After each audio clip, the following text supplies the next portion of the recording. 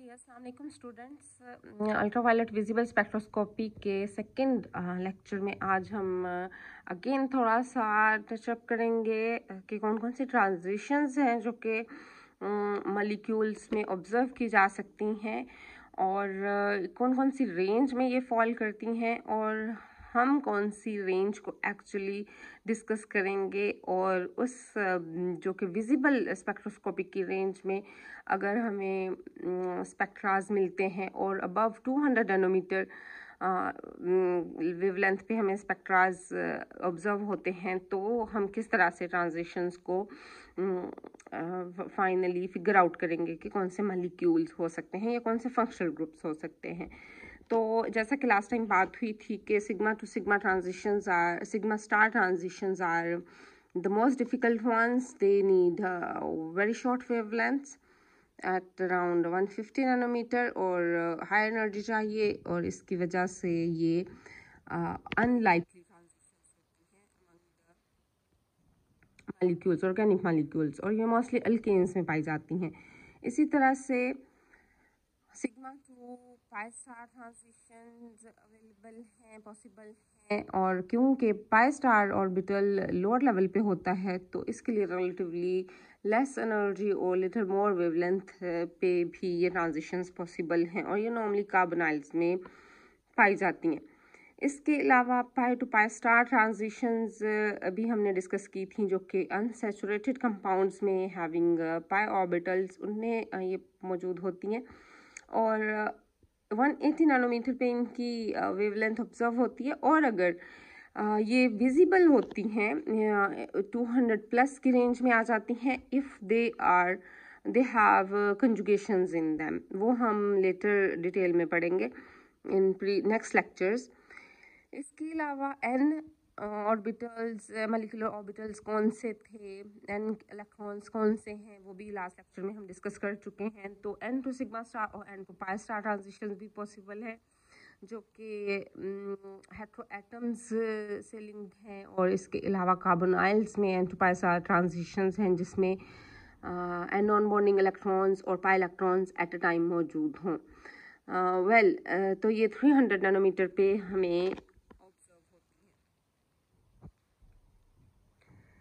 अच्छा जी, इसी की कंटिन्यूएशन में यू सी यहाँ पे डिफरेंट क्रोमोफोर्स ग्रुप्स दिखाए गए हैं और उनकी डिफरेंट एग्जांपल्स हैं। एक्साइटेशन प्रोसेस कौन सा हो रहा होगा, एन टू पाई है, पाई टू पाई स्टार है, sigma two pi star, what kind of transition, तो ये सारी यहाँ पे लिखी हुई है और किस किस वेवलेंथ पे ये प्रोसेस हो रहा होता है, एब्जॉर्बेंस हमें किस वेवलेंथ पे शो होती है, all this is given here. तो आप देख सकते हैं कि यहाँ पे सिंगल सिग्मा बॉन्डेड मीथेन या इथेन और जो सैचुरेटेड कंपाउंड्स हैं उनकी कोई एग्जांपल नहीं है क्योंकि पहले भी बात हुई थी कि सिग्मा से sigma star transition that is the most difficult one और sigma to even pi star transition भी इतनी कन्वीनियंट नहीं होती क्योंकि सिग्मा टू पाई स्टार हो भी नहीं सकती क्योंकि because there is no pi orbital in that system in the saturated compounds. तो यहाँ पे सिंपल सैचुरेशन के अनसैचुरेशन के साथ ही आपको फंक्शनल ग्रुप्स नज़र आ रहे हैं तो जिसमें देयर इज डबल बॉन्ड 171 पे आपको वेवलेंथ नज़र आती है, एप्सिलॉन इसका लिटिल हायर, और सॉल्वेंट्स भी आप थोड़ा इसमें फोकस कर सकते हैं कि all are mostly they are non polar. ठीक है, तो इसी तरह से pi to pi star transitions हैं मेनली और n to pi star transitions भी हैं और n to sigma star transitions भी पॉसिबल हैं in kinds of when halide atoms are there within any organic molecule.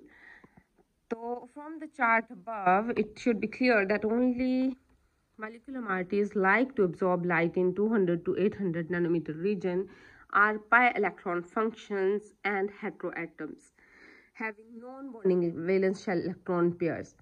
तो जैसे कि पहले भी बात हुई कि यहाँ पे पाई इलेक्ट्रॉन्स हैं, pi to pi star transitions, those type of transitions are there.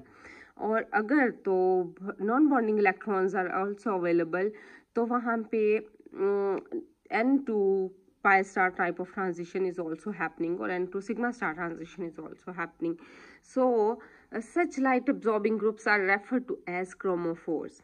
तो ऐसे ग्रुप्स जिनमें पाई इलेक्ट्रॉन्स भी हों, नॉन बॉन्डिंग इलेक्ट्रॉन्स भी हों, तो ऐसे ग्रुप्स जो एब्जॉर्बिंग ग्रुप्स होंगे वो क्रोमोफोर्स कहलाएंगे. तो oxygen non-bonding electrons in alcohols and ethers do not give rise to absorption above 160 nanometer.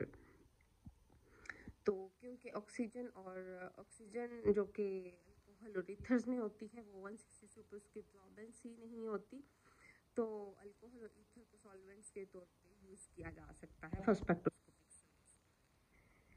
Next is the instrumentation.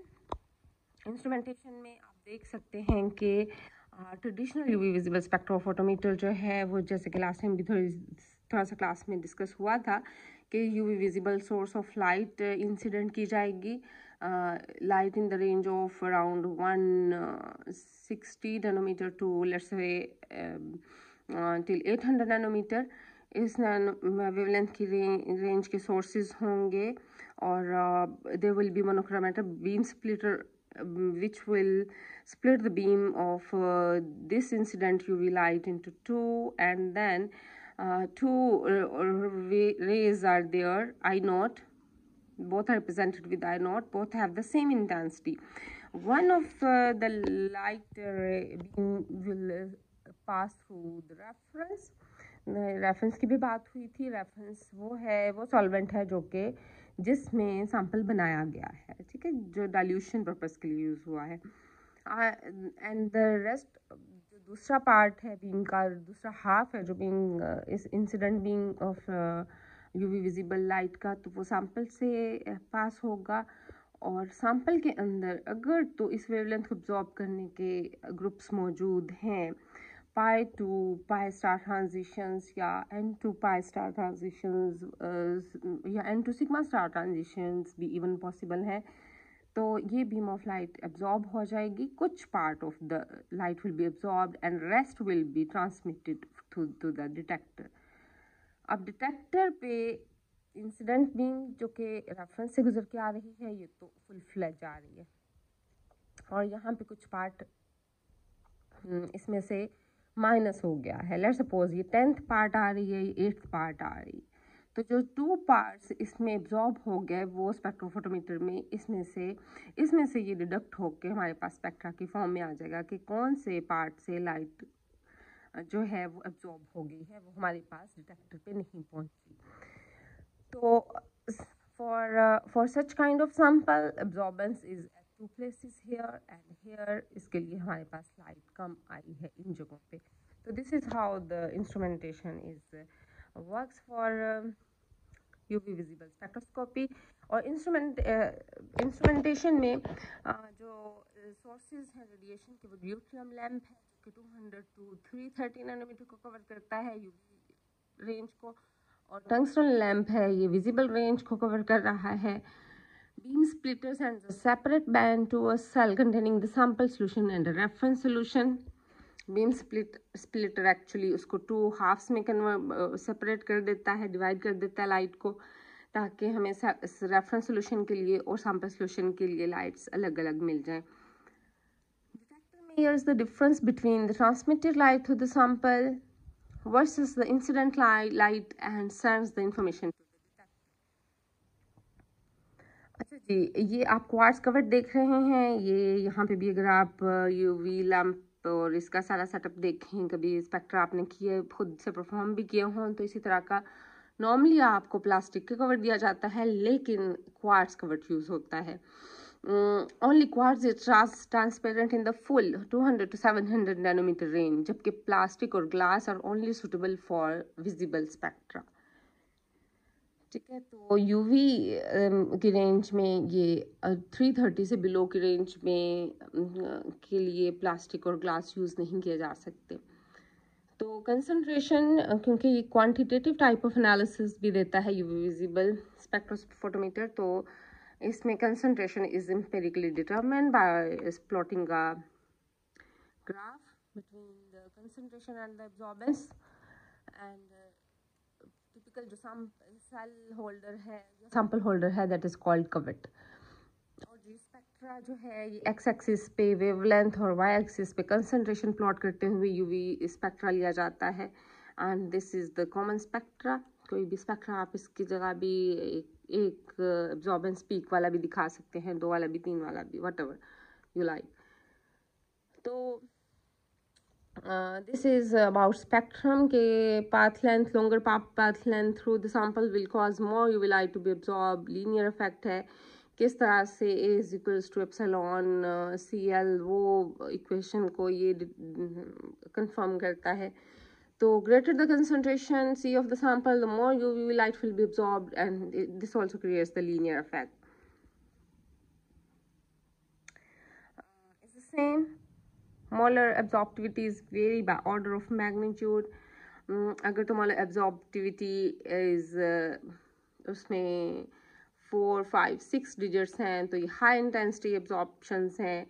अगर तो वो 3 to 4, 5 डिजिट्स के हैं तो वो लो इंटेंसिटी एब्जॉर्प्शंस हैं। एंड अगर तो मोलर एब्जॉर्बिविटी की value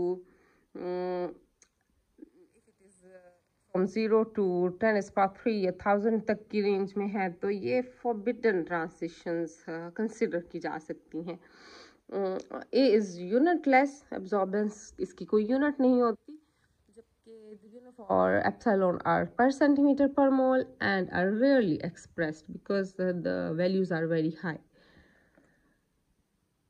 application UV visible spectroscopy की आप जानते ही हैं। First organic spectral method, how it is rarely used as a primary method for structure determination. ये प्राइमरी मेथड के तौर पे यूज़ नहीं होता, लेकिन ये स्पेक्ट्रल स्टडी के लिए ज़रूर इसकी इंटरप्रिटेशन ज़रूरी होती है।